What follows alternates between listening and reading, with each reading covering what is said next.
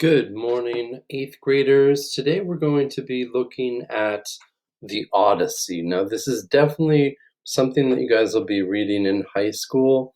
Either it will be in freshman year or sophomore year, but almost all high schools have the Odyssey as a required reading. And so for eighth grade, we are going to get you started. We're going not to read the whole thing, but just to get used to the story and get used to the reading, because the reading is a bit difficult. Now, the thing about the reading is that it's in poetic verse. In addition, it does have some difficult language, and the way that the language is used is also just not how we usually speak. Often verbs and nouns are switched up, and so it's important for the reader to be able to take those words and sentences and put them back in order for us to better understand. Now, the first thing that I wanted to do before we actually got to the text is I just want to talk a little bit about the Odyssey and the story behind the Odyssey, because we're going to jump right in the middle of it. Now, the Odyssey is actually a sequel. It is written by Homer, who's an ancient Greek writer, and it's a sequel to the story of the Iliad. Now, the Iliad has to do with the Trojan War, with Hera, or the goddess Hera, and with Achilles and Paris and Helen. And now the Iliad is all great story. Agamemnon, highly recommend the story, but the Odyssey is the sequel to the Iliad. And what happens is one of the warriors who fought in the war, in the Trojan War, decides to go home. And the Odyssey is all about his journey home to try and get to where he lived, where he was king. And so if you take a look here, um, right here, it starts off in Troy, and he starts traveling in his boat with all of his men, and they're going around sort of the Mediterranean Sea here. But what happened with the Odyssey is Odysseus, who is the soldier returning back to home to Ithaca, he doesn't always take the right route, but also he angers a lot of gods. And what the gods do is they end up sending him off course into dangerous places until he can finally impress the gods and find a god who will allow him to go home.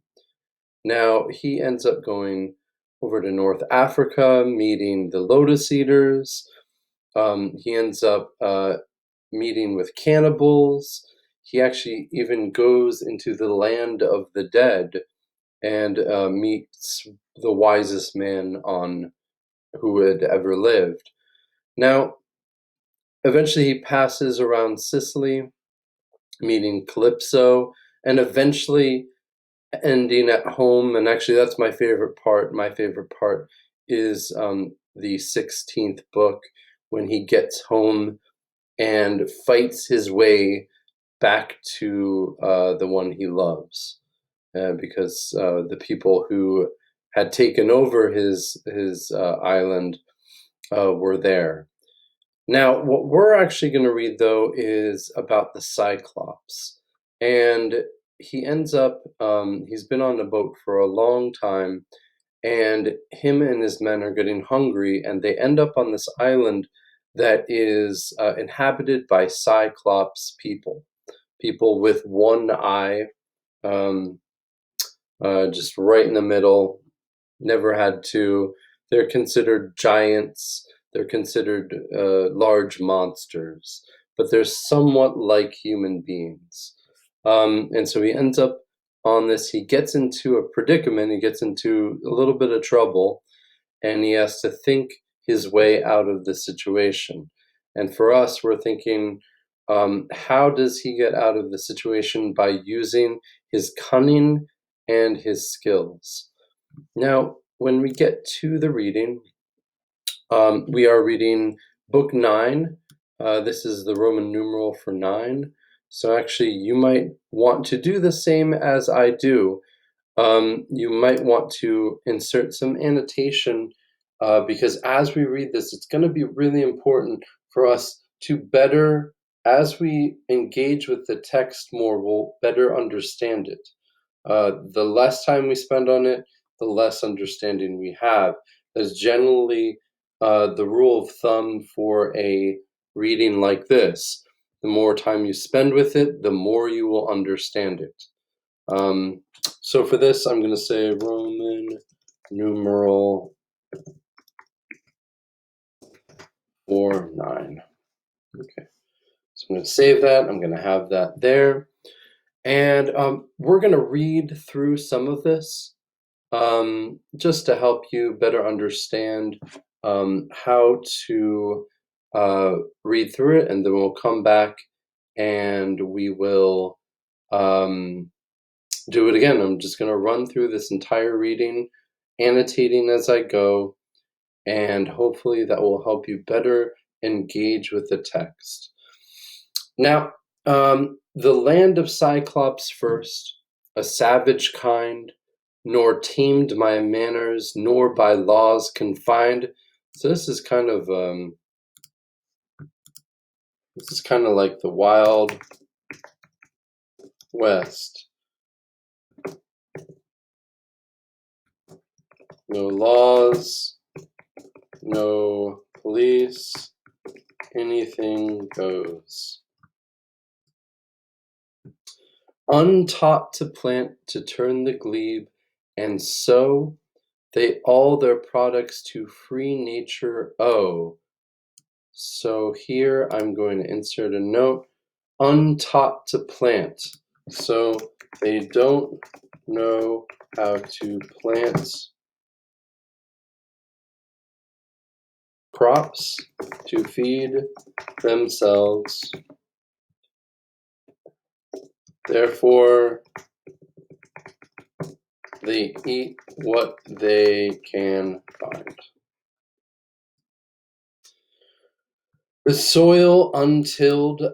If you want, I would highly recommend defining these words.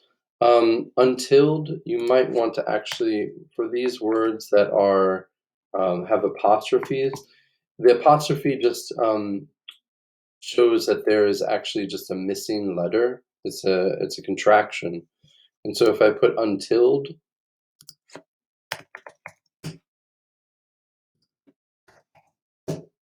there we go. So to till something is to prepare land or soil for growing crops. So the soil has not been tilled, it is untilled. A ready harvest yields, with wheat and barley wave the golden fields. So for this one, I might say, the soil untilled, a ready harvest yields, with wheat and barley wave the golden fields. Okay, so the Cyclops don't till the earth, but there are crops on the island. Spontaneous wines from weighty clusters pour, and Jove descends in each prolific shower. By these no statues owned, no rights are known, no council held, no monarch fills the throne. So with this, basically it's saying spontaneous wines from weighty clusters pour. So weighty clusters are, if you think about grapes, the grapes are always in a cluster. And from that, there's large amounts of grapes all over this island. And spontaneous wines, because they are so big that the juice from the grape is spilling out of the grape because no one is there to eat it. There are so many delicious grapes on this island. And if you think about it, Odysseus with his men are going to be passing by this island, and they're going to look over to this island and they're going to be like, we have to go over there. We are starving. There's an incredible amount of food on this island. We got to go onto it. So there are so many delicious grapes on this island, helped out by rain. Why do I say helped out by rain? Because Jove descends in each prolific shower. So the prolific shower, if you don't know, prolific,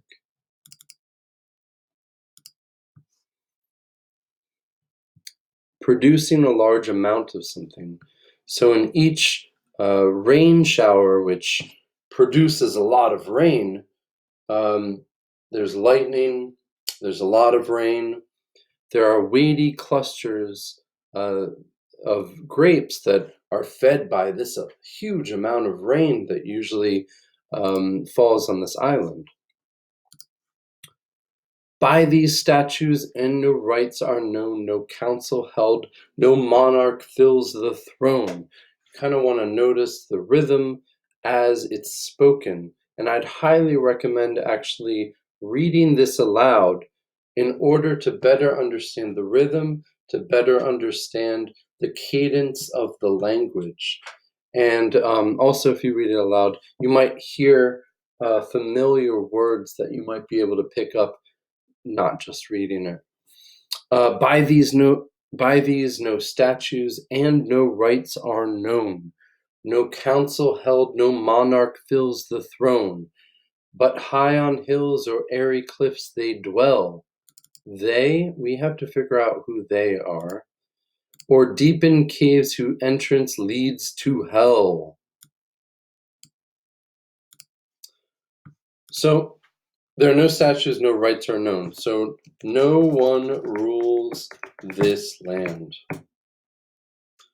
No council held, no monarchs fill the throne. So there is no government on this island. There's no Cyclops President Cyclops Trump. There's no Prime Minister Cyclops. Everyone just does what they want. Each rules his rates, his neighbors, not his, but high on hills or airy cliffs they dwell. So this they is the Cyclops, because it's the land of the Cyclops. They dwell, or deep in caves whose entrance leads to hell. So they either live way up in the hills or deep in these really hidden, deep caves. Each rules his race, his neighbor not his care, heedless of others to his own severe.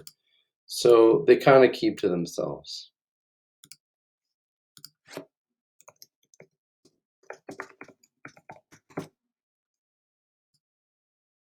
Okay, I'm going to end this video.